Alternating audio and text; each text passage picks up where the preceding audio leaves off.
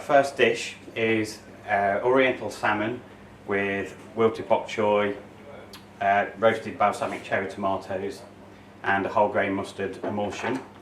The first thing we're going to have to do is make a vinaigrette for the salmon. Okay. So we start off with a couple of tablespoons of soy, 2 tablespoons of organic honey, some pepper,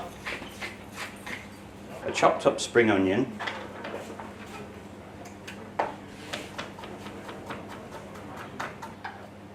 and then some stem ginger. You get these in all shops in little jars. Just one will do. Obviously it complements the honey. And then just to lift the whole dish up, we use some lime juice. It's all the oils in the lime that has all the flavour. So if we zest the lime round, so cut it in half, and I'll just use another half a lime. Just squeeze it in there. Okay, and that basically is the first step. That's the marinade.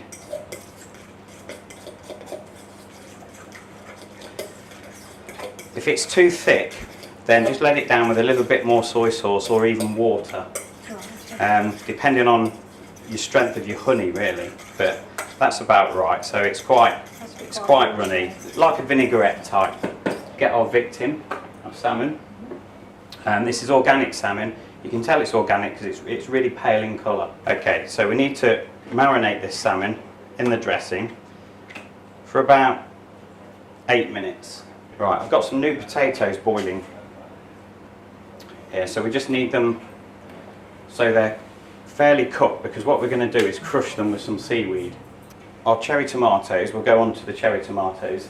The cherry tomatoes are the easiest thing to do. A baking tray with a bit of parchment on it if it's non-stick. Lay the cherry tomatoes over.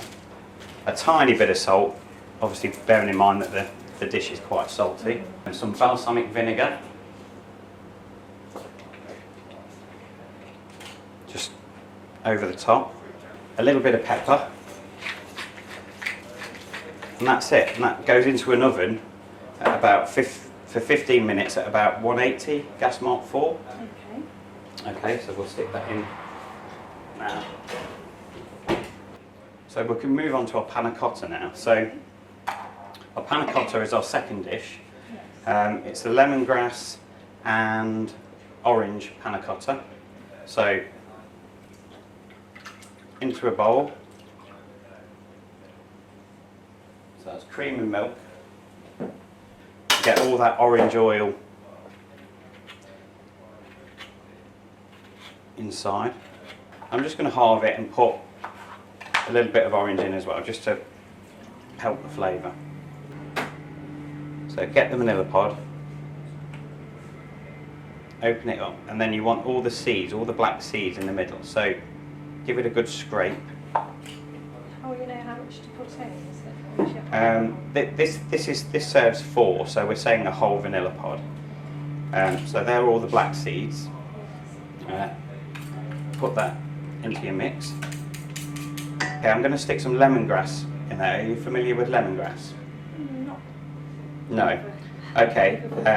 It's sort of quite a fragrant lemon. It's not as strong as lemon, but it gives a nice background lemony flavour. The idea is it comes in stalks, and we need to chop it up really thinly to get all the flavour in, because again this contains a little bit of oil. So we either bash it with a rolling pin or we chop it up really small. One stalk would be enough, I'd say. We're also going to add 100 grams of caster sugar just to sweeten the whole dish up. Okay, so we leave that for half an hour. Just to marinate and get that lemongrass flavour. Put them in there and then crush them with a fork, and then we're going to crush that with sea salt and rapeseed. So I'll give you some rapeseed, enough to just break it down, a little bit of sea salt,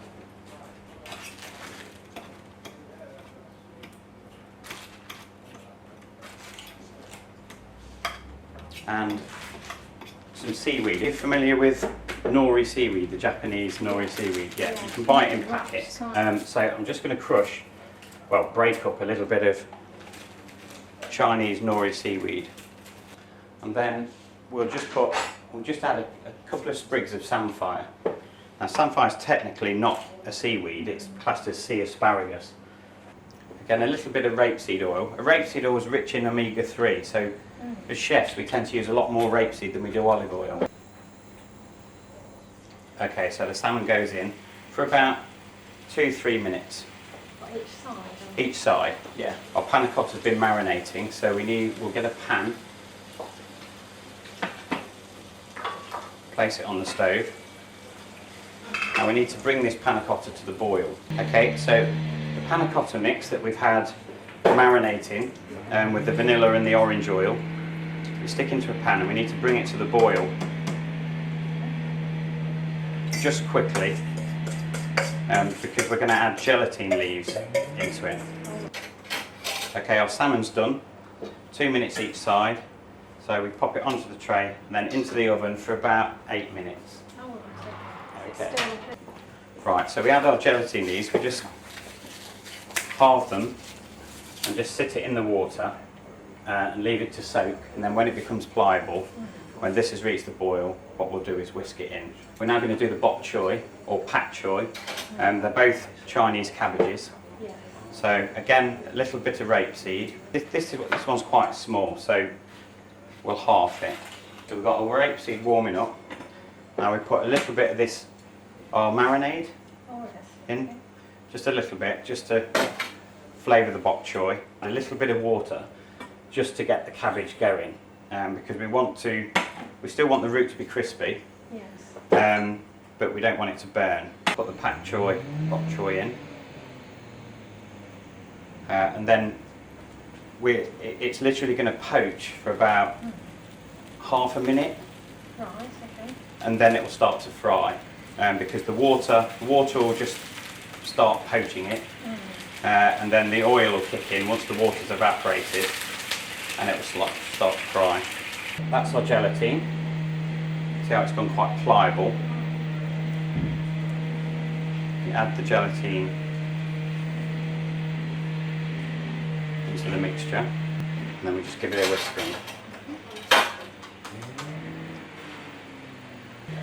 This is where we need to strain the mix, just to get the lemongrass out, the vanilla out, and the orange peel out.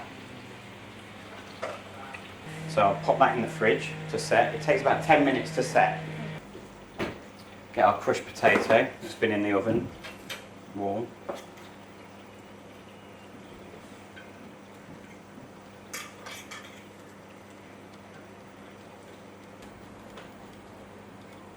Okay, this is now boiling.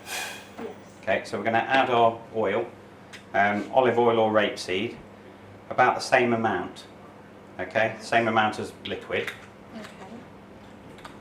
And then we're going to add some whole grain mustard.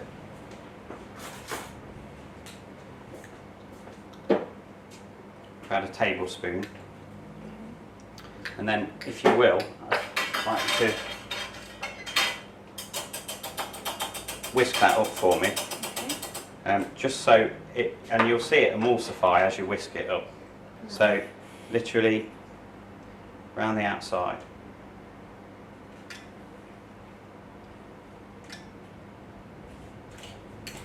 And then maybe a few raw bits of samphire just to finish the dish off. Okay, so there we have Oriental salmon with seaweed crushed potatoes, wilted bok choy, and balsamic tomatoes. Okay. Okay, going to make shortbread, which is ever so easy to make. It's literally 3, 2, 1. So 3 flour, 2 butter, and 1 sugar. Okay. So 300 grams of flour, 200 grams of butter, 100 grams of sugar. That's it. Thank you very much. Yep.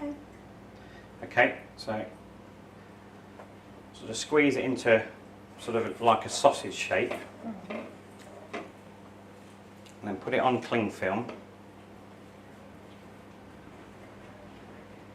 so it's sort of round, and then roll the cling film up so you've got like a neat sausage, and then just tie the ends off, and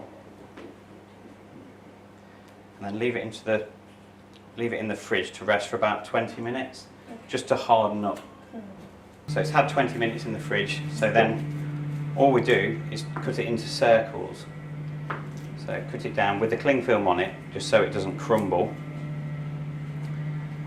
And then we bake these in the oven for about 20 minutes on 140, so quite a low heat. The longer the better, really. Many thanks for your help, Julie. Oh, that's okay. I'll see you again next time. Yeah, Thanks very anytime. much. Thank you. Bye-bye.